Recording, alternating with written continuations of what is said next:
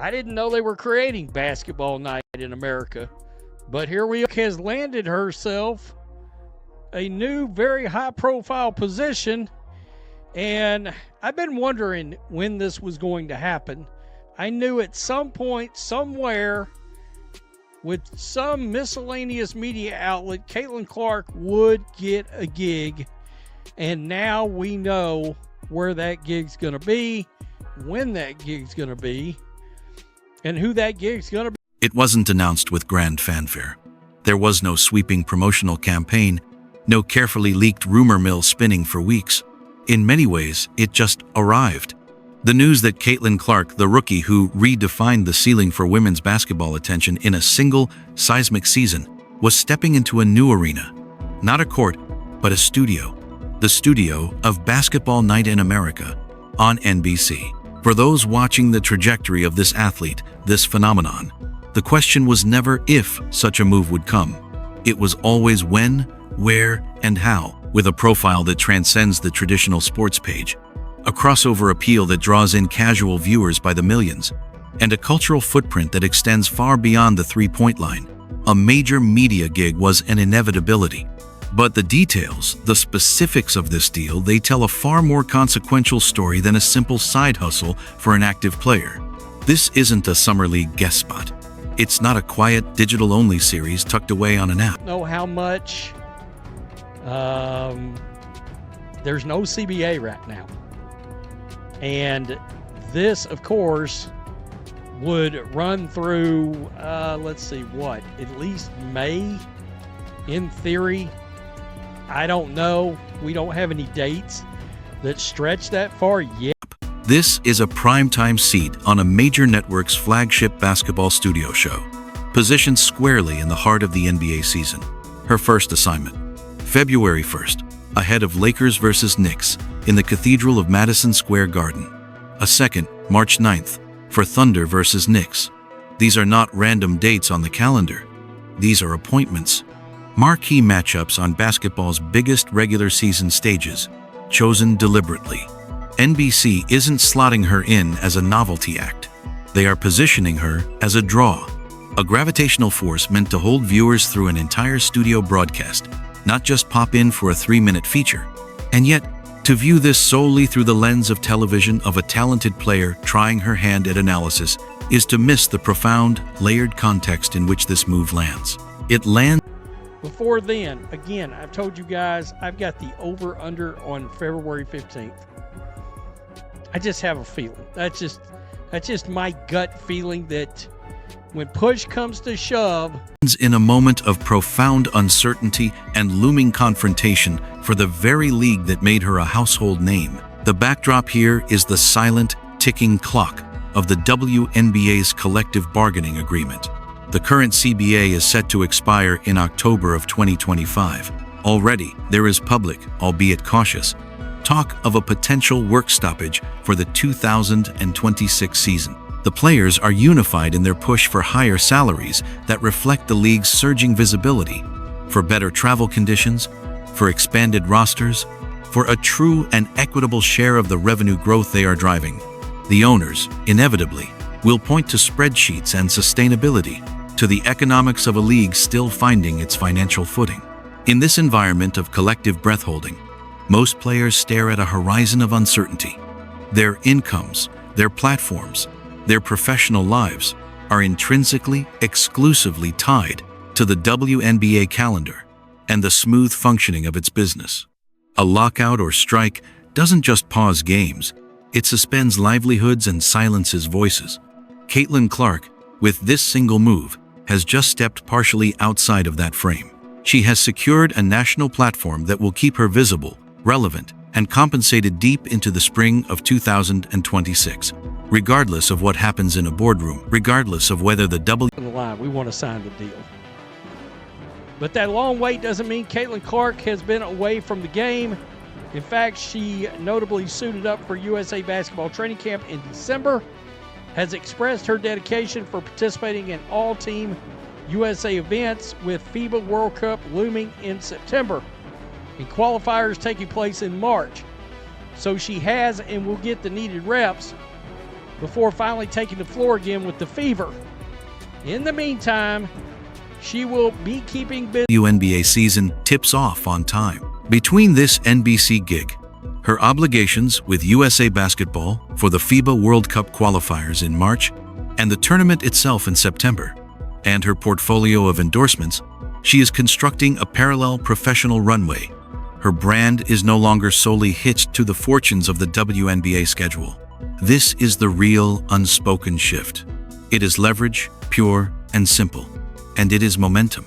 It places her, whether intentionally or not, in a categorically different position when the next phase of women's basketball negotiations turns from theoretical chatter into real, hard-nosed pressure. Let's be clear. NBC did not bring Caitlin Clark aboard simply because she can diagram a pick and roll. They brought her because she changes the temperature of a room, or in this case, a broadcast. When her name is attached to something, casual viewers lean in. Social media clips travel at light speed. The conversation, for better or worse, follows. She is a living, breathing engagement metric. That is her primary value in this context.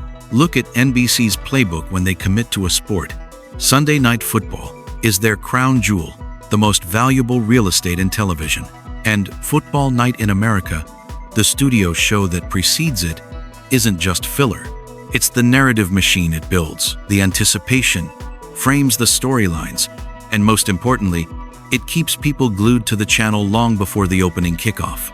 It creates an appointment. They are now applying that exact same blueprint to basketball.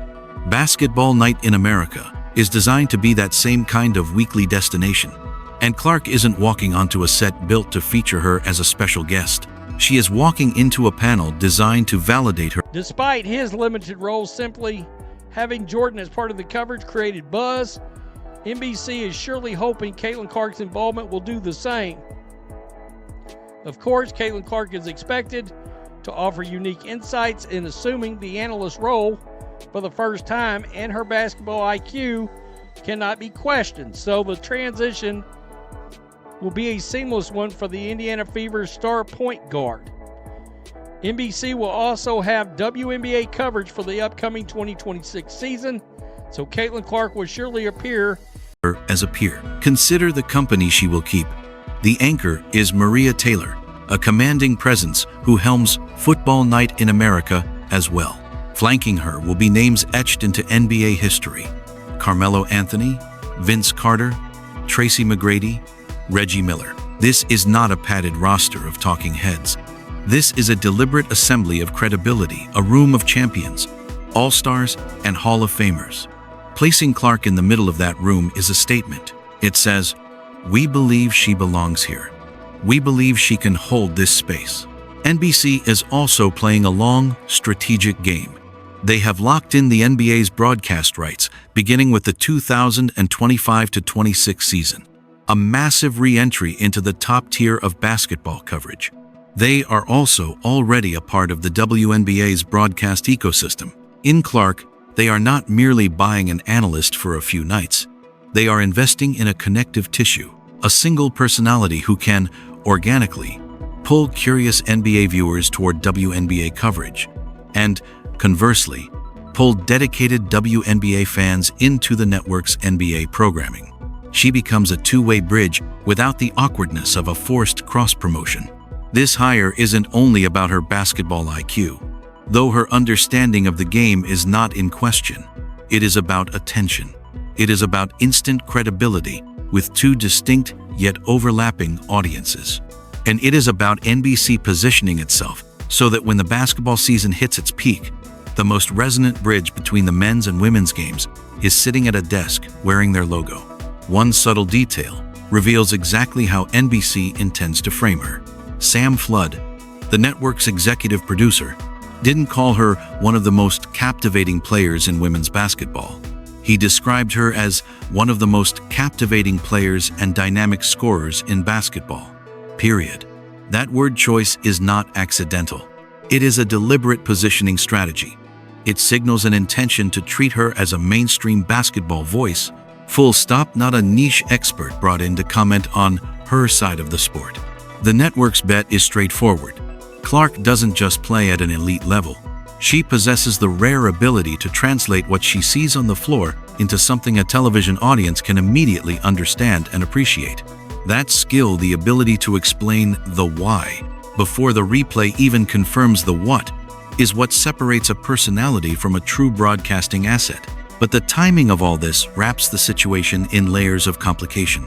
Clark's 2025 WNBA season ended abruptly in July due to injury.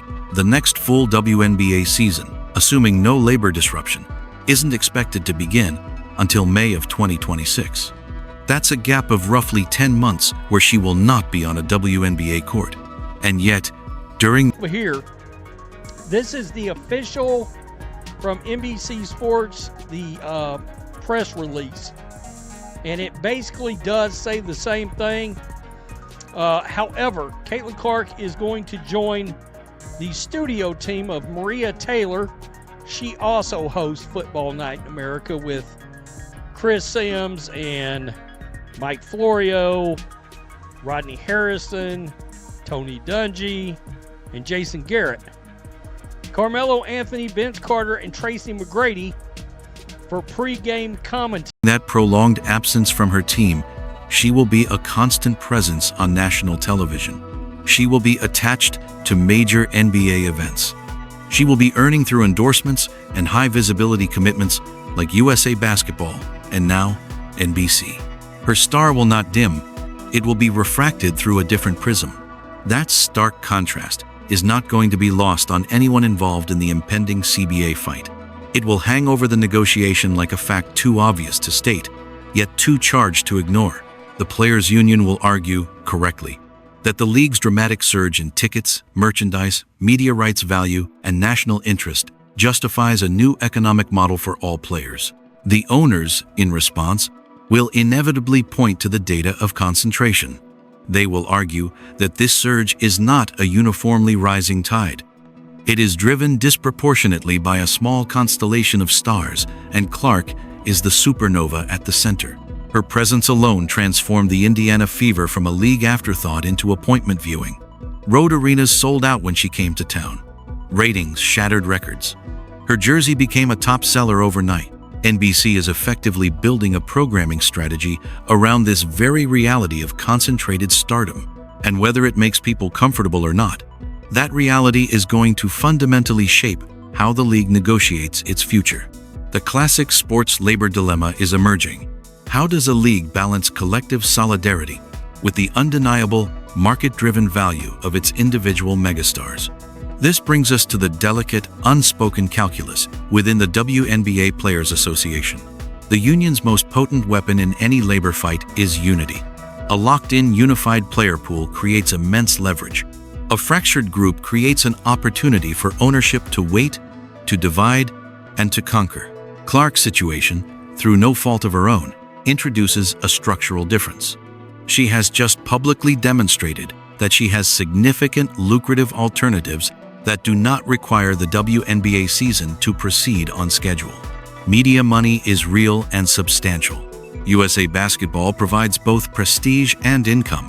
Her endorsement empire is built on her personal brand visibility, not on the WNBA's game night operations. Therefore, if the union chooses to take a hard line, a work stoppage, Clark does not face the same immediate financial pressure that the majority of her colleagues would feel. Her safety net is wider. Her financial pressure points are different. This does not mean she would be any less committed to the cause or any more likely to break ranks.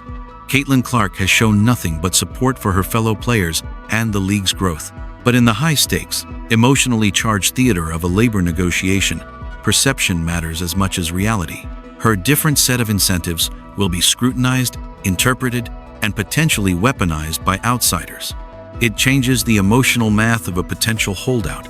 The question people will start asking, fairly or unfairly, is this: how aggressive will a player be in a fight that primarily reshapes the economic reality for the middle and bottom of the roster, when her own personal financial risk is comparatively insulated? This is the unavoidable tension her success creates. She is. This is interesting. You notice ESPN did not jump in I don't see anything from USA Network on here. I mean, pretty safe to say they wasn't going to put her on a panel with Elle Duncan, I wouldn't think. Who knows? I mean, you never know with media outlets. Already operating in an economic tier with her historic Nike deal, her Gatorade partnership, her other endorsements that most WNBA players will never approach. Now, she is adding a major media lane in her early 22nd, while still an active player. For NBC, this move is shrewd beyond just ratings. They are buying insurance for their newly built basketball ecosystem. If WNBA games are delayed or disrupted by labor strife, they still have the league's single biggest star embedded in their studio coverage, still driving conversation, still keeping basketball fans attached to NBC's programming.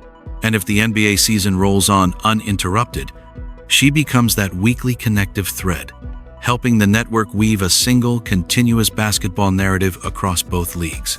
There's another long-term vision here. If Clark proves to be as natural on camera as she is under the glare of arena lights, NBC isn't just renting her attention for a few years. They are potentially developing a franchise media personality, someone who can occupy that chair for a decade or more, holding an audience long after her playing days are over. People draw comparisons to Michael Jordan's occasional network appearances, but the structure is different. Jordan's roles were often symbolic, a legendary presence, lending buzz and credibility, without the burden of carrying regular analysis. Clark is being integrated as a core, recurring piece of the show.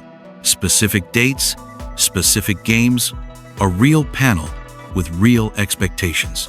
And she's doing it while she's still active, which gives her an insight that retired voices, no matter how brilliant, cannot fully replicate.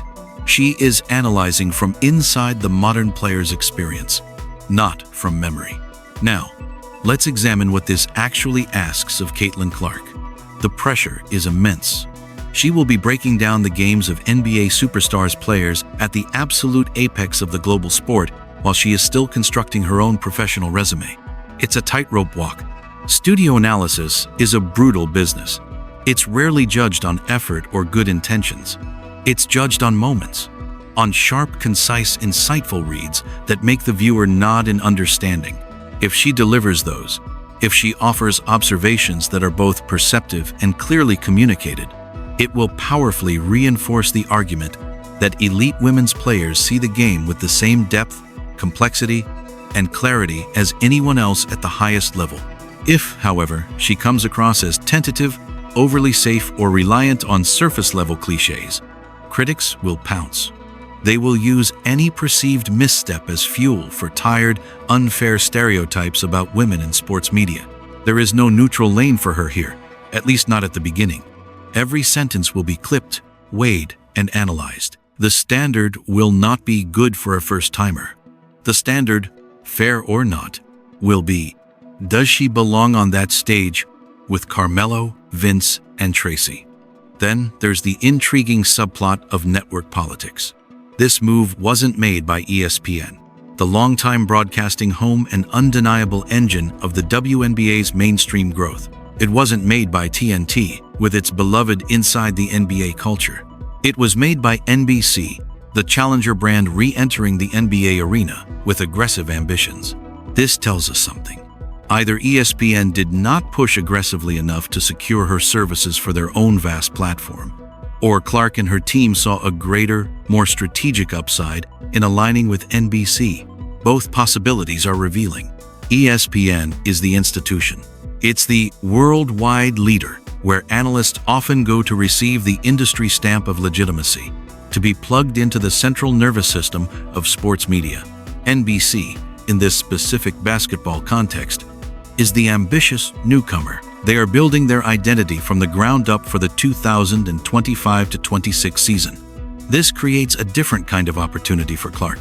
Being part of a launch, being one of the foundational faces of a new flagship show, carries a unique influence. It offers a chance to shape the tone, the format, and the future of the broadcast in a way that sliding into an established ESPN or TNT panel does not. This isn't just a job, it's a stake in a new venture. NBC is also funneling its premium sports inventory into Peacock, its streaming platform. If Basketball Night in America becomes a centerpiece on Peacock, and Clark is there from its inception, she embeds herself not just in a TV show, but in the very way younger audiences are consuming sports, streaming first, clip-driven, and personality-led. This is a forward-looking bet on the media landscape itself. But with great opportunity comes inherent risk. The optics, as the saying goes, can be a beast.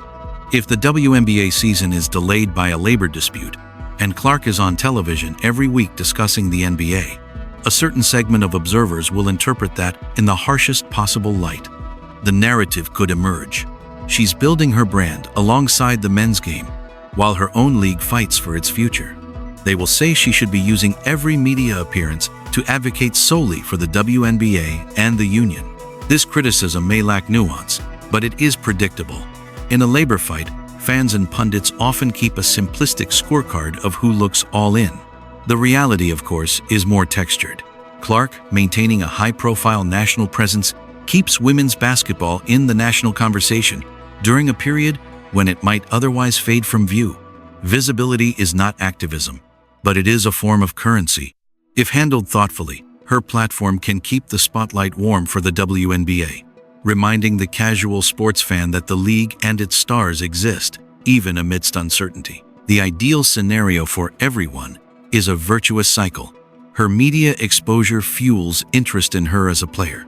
Her return to the WNBA court then draws a portion of that enlarged audience back to the league. Her success becomes the league's success. But there is a riskier path. If the gap between seasons is protracted, or if the narrative isn't managed carefully, a subtle shift in perception could occur. She could start to be framed more as the NBA studio analyst who also plays in the WNBA, rather than the WNBA superstar who also does great TV. If that happens prematurely, the women's game could lose some of the full, undiluted force of its biggest draw during the very years she should be cementing her on-court legend. NBC is betting on the optimistic version. They are betting the two roles can be synergistic, that viewers will tune in to hear her insights and then be more compelled to watch her play. That it's a rising tide, not a zero-sum game. Her debut is not a soft launch. It is attached to Lakers-Knicks at Madison Square Garden, a classic NBA showcase with a massive, discerning audience. The basketball world will be watching, not to see her play, but to evaluate her as a communicator. Can she find a rhythm? Does she sound comfortable and authoritative? Can she move beyond obvious takeaways and actually steer or deepen the conversation? This debut will set the narrative. If she looks natural and insightful, it validates NBC's entire strategy and makes her presence feel inevitable, earned, and exciting. If she struggles with the pacing and pressure of live television, the scrutiny will intensify, and the critics will find a louder microphone. February 1st is a public audition in everything but name. What we are witnessing here is, in essence, a stress test for the entire Caitlin Clark era of women's basketball. This single media hire forces every stakeholder to reveal their hand simultaneously. The network, NBC, is showing what it believes her star power is worth as a programming cornerstone. The league, WNBA, is demonstrating the explosive, but concentrated, growth that a singular talent can catalyze. The union, WNBPA, is facing the complex task of maintaining unity when its most famous member's financial landscape is not identical to the rank and file. And Caitlin Clark is showing not just if she can talk basketball on TV, but if she can successfully navigate two demanding worlds at once: active WNBA superstar and national NBA analyst, without being pulled apart by the conflicting expectations and pressures of each. The moment she sits in that chair, she becomes a symbol, whether she seeks that role or not. Every sharp observation will be hailed as validation for women's basketball intelligence. Every moment of hesitation will be dissected. Her very visibility during a period of WNBA uncertainty will be filtered through lenses of loyalty, leverage, and labor strategy. This is unprecedented. We are watching a player accumulate leverage in real time, not through public demands, but by methodically expanding her professional orbit so far beyond the league's borders that the league can no longer ignore the gravitational pull she exerts. If she succeeds, if she is insightful, compelling, and seamlessly bridges the two basketball worlds, this becomes a blueprint. It marks the moment women's basketball transitions from a seasonal sport to a year-round media property. It proves a WNBA superstar can hold prime real estate in the NBA's media sphere and use it to amplify her own league. It shows networks they can build must-see programming around a women's basketball personality and win. Even if the debut is rocky, the attempt itself is profoundly telling. It signals that the ceiling for the sport and its stars is being shattered. It reveals a business and media landscape moving faster than the traditional structures of sports leagues can easily accommodate. It underscores that the next CBA negotiation isn't just about bus seats and base salaries. It's about how a league structures itself when its most valuable asset can thrive in ecosystems outside its direct control. So, when February 1st arrives, watch closely. But don't just listen for the perfect soundbite.